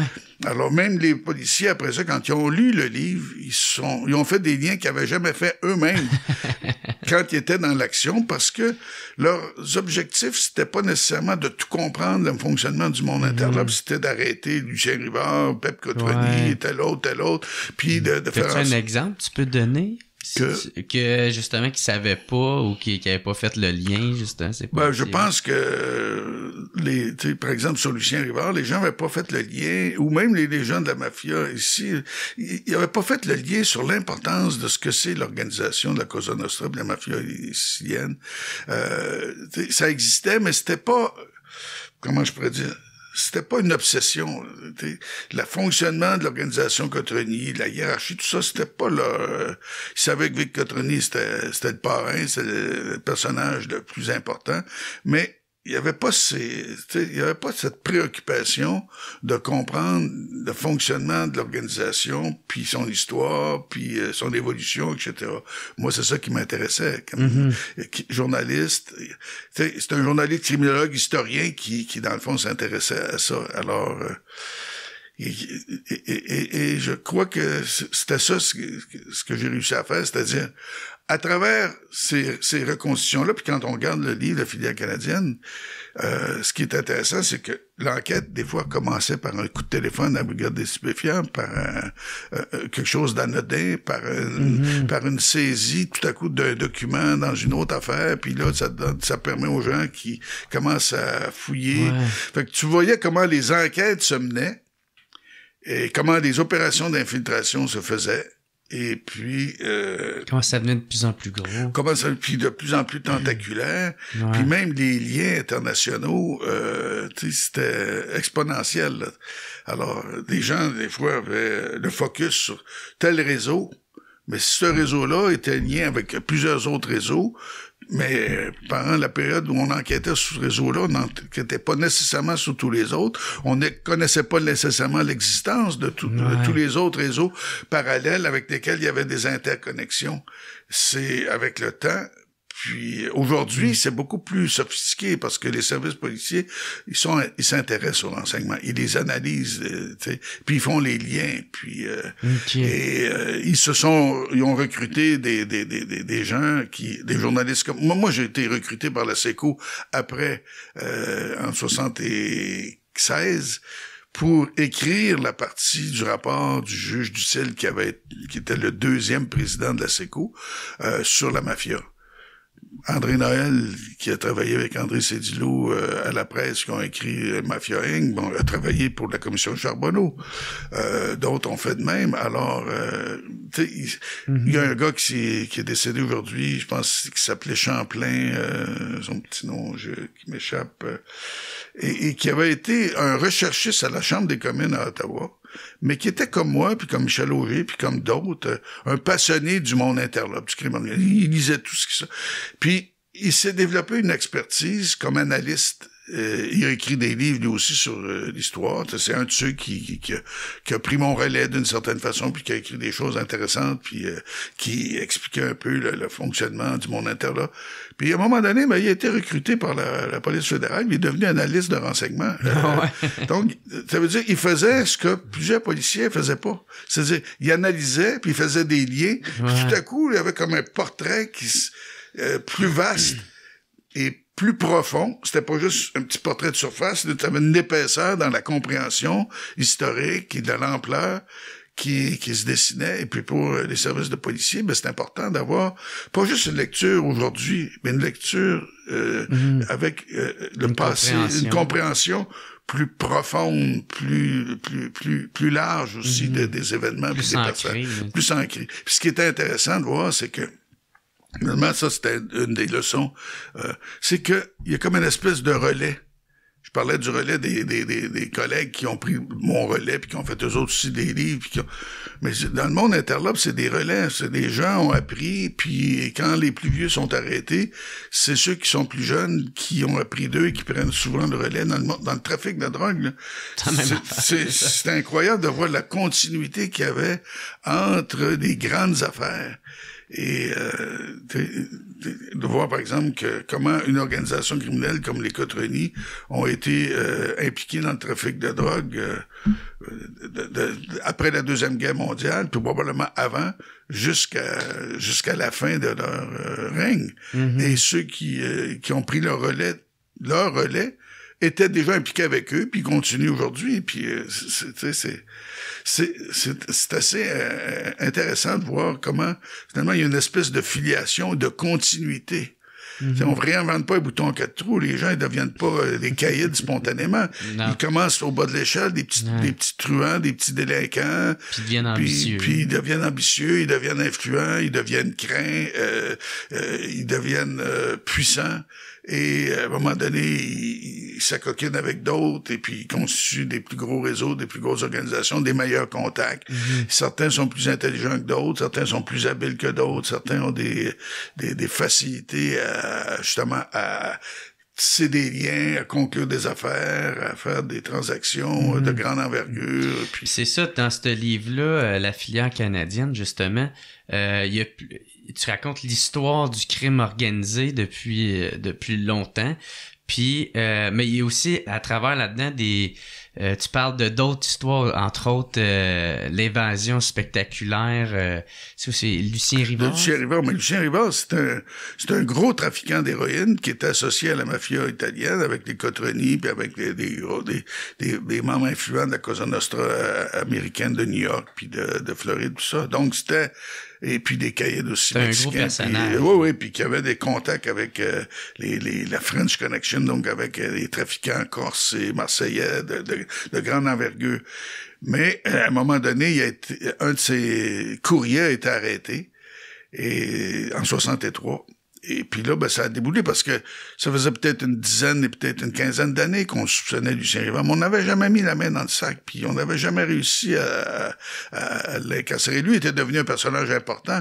Il s'était même installé par un certain temps à Cuba, quand il y avait des tensions ici à Montréal, puis il opérait des casinos, des boîtes de nuit, et puis il était un des contacts pour les Montréalais puis les Américains pour le trafic international d'héroïne. Il était associé avec des Français dans certains établissements à La Havane, mais il était aussi le principal fournisseur de Castro pour la Révolution, c'est-à-dire pour les armes. C'était un trafiquant d'armes de grande envergure. Bon, puis à un moment donné, un de ses courriers est arrêté au Texas. Et finalement, les policiers de la GRC, dont Gilles Poisson, qui a été celui qui m'a comme introduit au monde de la brigade des stupéfiants à Montréal, de la police fédérale, il est allé le rencontrer, puis les Américains n'étaient pas capables de faire parler ce gars-là qui s'appelait Michel Caron, en 63, arrêté avec sa femme à la frontière, à Laredo, au Texas, avec la plus grosse quantité d'héroïne jamais saisie actuellement à ce moment-là. C'était Lucien Rivard. C'était un des hommes de Lucien Rivard. Finalement, le gars se met à table Et puis là, on commence enfin à pouvoir dire, mais là, Rivard, on l'a dans le collimateur. Parce que là, on a un de ses hommes, on a de l'héroïne, puis lui a tout raconté, là. Les contacts que Rivard avait au Mexique, aux États-Unis, etc. Après ça, il y a un autre gars dans l'organisation de Rivard qui se met à table lui aussi, puis qui avait fait comme Caron, qui avait été un courrier. Il y a eu une chicane interne. Voyons, c'est une niaiserie. Tu sais, il y a une chicane avec Rivard qui, et puis finalement, a décidé de dénoncer Lucien Rivard. Et là, ça en faisait deux, là. Et donc là, à un moment donné, les policiers ramassent la preuve, font des vérifications, parce que c'est pas tout d'avoir des gens qui racontent. Il faut que tu fasses la démonstration en cours que ce qui est raconté, c'est vrai. Donc, il faut que tu aies des corroborations, toutes sortes d'affaires. Sans tout doute raisonnable. C'est ça. Puis, et à un moment donné, Lucien Rivard est arrêté pour être extradé aux États-Unis avec un mandat qui avait été signé d'extradition par le procureur général des États-Unis, qui était Robert Kennedy, le frère du président, qui était lui-même ministre de la Justice. Et là, ben Rivard, c'est chum, parce que on lui a refusé une liberté sous caution.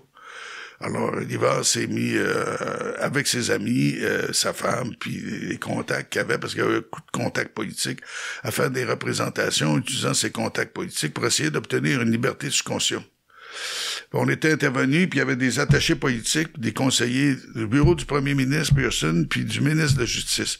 Ça veut pas dire que Pearson puis le ministre de la Justice étaient impliqués, mais ça veut dire que certains organisateurs puis députés étaient, prêts à faire des démarches pour Lucien Rivard. Ils les avaient fait.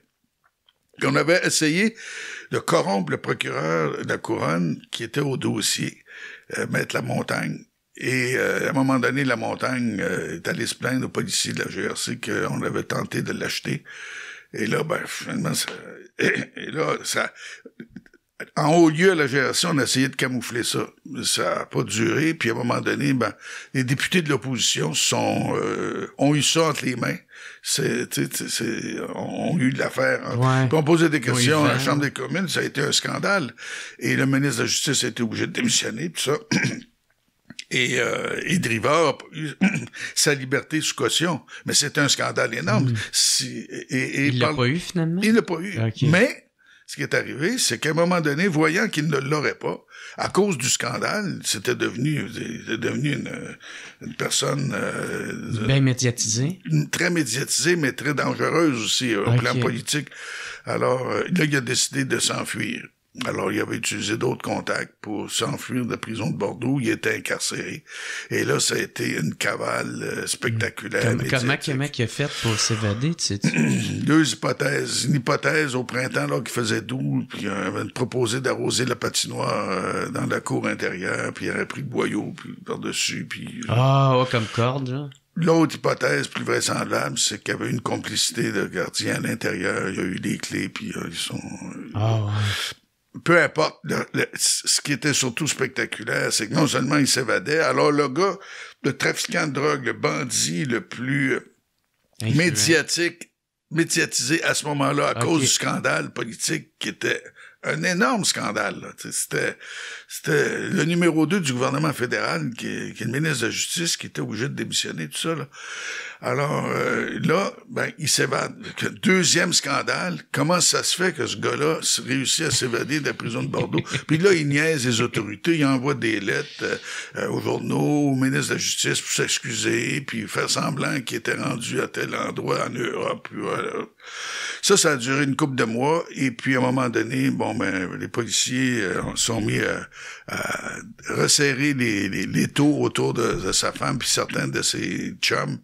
Et puis, à un moment donné, on commençait à avoir des informations pour suivre quelqu'un qui alimentait Rivard et quelques-uns de ses comparses qui étaient cachés dans la région de Châteauguay sur le bord du lac Saint-Louis. Et à un moment donné, finalement, il y a eu une frappe policière, puis le monde l'a arrêté avec ses complices. Ils étaient très surpris. Là. Mais tout ça a fait que ce personnage-là est devenu le caïd, le criminel canadien-français le plus médiatisé, un des plus connus de l'histoire du crime au Québec, celui qui a le plus fait parler de lui. Pas nécessairement celui qui était le plus influent. Il y avait des personnages, tu sais, l'associé de Vic Cotroni, Armand Courville, a toujours eu profil bas, mais était beaucoup plus influent que Lucien Rivard. Mais Lucien Rivard était un personnage, tu sais, extraordinaire. Tu sais, d'une certaine façon, il y a un film qui a été fait sur Rivard, il pourrait en avoir d'autres.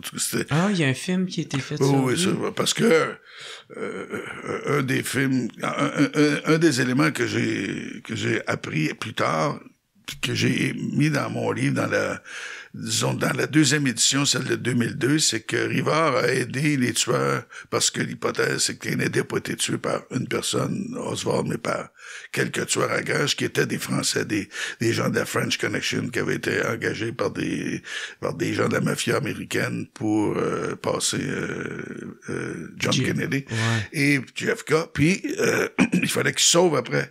Alors Rivard a facilité par ses contacts la fuite des tueurs vers le Canada puis vers l'Europe. Et puis, il l'avait déjà fait à une autre occasion, au moins, puis il y avait des contacts pour avoir des faux passeports, tout ça. Bon. OK. Fait qu'il y a eu 2 tueurs. Il y avait 2 ou 3 tueurs, puis c'était des gens qui étaient liés à la French Connection. C'était des gens qui étaient liés au trafic international d'héroïne. Puis bon, c'est ça, son frère, puis lui, il était... son frère était ministre de la Justice. Robert était ministre. Il était en croisade contre la mafia. Oui, puis en plus de ça, pour les gens de la mafia, c'était comme une trahison, parce que le père Kennedy avait fait des ententes avec certains dirigeants de la mafia, dont celui de Chicago, Sam Giancana, pour le financement de la campagne électorale de ses fils, mais surtout de John. Puis là, quand il voyait que les Kennedy se tournaient contre eux, et que Robert faisait une croisade contre eux, là, c'était comme... Robert voulait avoir la tête aussi d'un des acolytes de la mafia italienne, Jimmy Hoffa, qui était le grand syndicaliste des Teamsters, qui était un autre syndicaliste corrompu, comme nos gens ici dans l'industrie de la construction étaient à une autre époque. Alors... le dernier film de Martin Scorsese, là, c'est là-dessus. Là, oui, c'est ça. Alors, Irishman. C'est ça. Bon, mais, tu sais, alors... encore là, la petite histoire explique la grande. Là, et c'est les dessous. Ça veut dire que on voit que finalement, les barons du monde interlope ont des relations avec le monde politique, avec le monde des affaires, et tu sais, c'est tout ça là, c'est des passés interreliés, troubles, des collaborations obscures, c'est un univers fascinant c'est pour ça qu'il y a tant de journalistes qui s'intéressent à ça, parce que c'est un univers fascinant. C'est un peu comme l'univers des services secrets. Du simple fait que c'est secret, le monde interlope, c'est interlope. Ça veut dire c'est souterrain, c'est pas, en principe, les gens opèrent pas au grand jour. Et même si dans certaines organisations criminelles comme les clubs de motards criminalisés qui ont leur veste puis qui s'affichent, la plupart des criminels n'ont pas de... les gangs de rue aussi ont leurs affiches puis mais tu sais, c'est pas tout le monde. Il y a des gens qui s'affichent moins, mais c'est un univers très particulier. Hey, un énorme merci, Jean-Pierre Charbonneau. Gros merci d'être venu au podcast. C'était vraiment cool. J'ai dit que j'allais pas trop prendre de ton temps. Là, fait que 1h30. En tout cas, moi je te le dis tout de suite, si tu veux revenir, on pourrait même parler là, de toute ta carrière que tu as eue en politique, si ça te tente. Écoute, je t'ai laissé l'autre livre que j'ai écrit sur un peu ma vie politique, alors tu me réinviteras. Bon, parfait. Un énorme merci. Y a-tu de quoi que tu aimerais plugger avec le monde? Non, je pense juste que ce que j'espère, c'est que les gens qui vont écouter ça, vont lire ça, vont s'intéresser à ce monde-là, puis s'intéresser finalement aux liens qui doit y avoir dans notre société avec une espèce de volonté de lutter contre la corruption, d'avoir une éthique en politique, d'avoir des politiciens honnêtes, des policiers honnêtes, des juges, des avocats honnêtes et des citoyens qui sont d'une certaine façon vigilants, qui s'intéressent à ça puis qui sont exigeants à l'égard du comportement de leurs autorités. Sinon, on se retrouve comme on pourrait se retrouver, mais on a failli se retrouver à des époques où la corruption était assez généralisée. Il y a des époques au Québec où un peu partout dans la hiérarchie politique, la corruption favoritise le patronage, puis la corruption directe était très répandue. Alors, tu sais, c'est un mal qui existe encore dans beaucoup de sociétés à travers le monde. On pourrait même dire dans la majorité des pays et des sociétés. Il y a peu de sociétés intègres au plan des institutions. Il y en a. Il y en a pas autant qu'il y en a qui sont où la corruption est généralisée. Puis il devrait en avoir. Puis si on suit l'actualité, quand on pense au jugement qu'on porte sur certains dirigeants politiques à travers le monde, on se dit, on mettait le pays la corruption généralisée. Mais c'est une réalité qui a existé longtemps chez nous et qui, on l'a vu avec la commission Charbonneau, qui a existé il y a pas si longtemps encore chez nous. Quand on pensait qu'on avait fait le ménage sur le financement des partis politiques, qu'on se rendait compte que les gens avaient trouvé les moyens de contourner la loi, et on s'est dit, nous on pensait qu'on était devenus les purs du monde parce qu'on avait la meilleure loi pour l'honnêteté au niveau du financement des partis politiques. Mais on s'est rendu compte que non, notre loi était pas parfaite, elle était pleine de trous. Et puis les gens en avaient profité. Alors là, on a resserré les trous, à ce point que finalement c'est un système maintenant où c'est l'État qui finance les partis politiques avec certaines conditions. Les citoyens peuvent pas donner beaucoup d'argent parce que ils ont pas le droit de donner, je pense, plus que $100 ou quelque chose comme ça. Okay. Donc, mais ça veut pas dire que parce que cette législation-là nous rend à l'abri que il y a pas d'autre façon d'essayer de contourner et puis de faire en sorte que des politiciens nous renvoient l'ascenseur, qu'ils nous soient redevables, puis et pas juste des politiciens, des gens dans différents domaines. Puis alors, tu sais, il y a une exigence de vigilance, et puis il y a une exigence d'avoir, pour que les citoyens soient vigilants, des médias, puis une presse libre, puis une presse agressive, une presse informée, puis une presse qui donne les moyens de faire ce qu'il faut comme enquête à ces journalistes.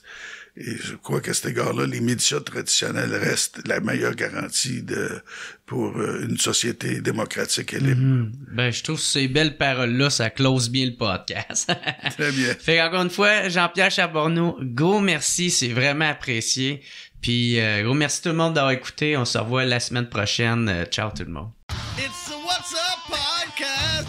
What's Up Podcast. What's Up Podcast. Avec Jeremy Alain. Yeah. Boom.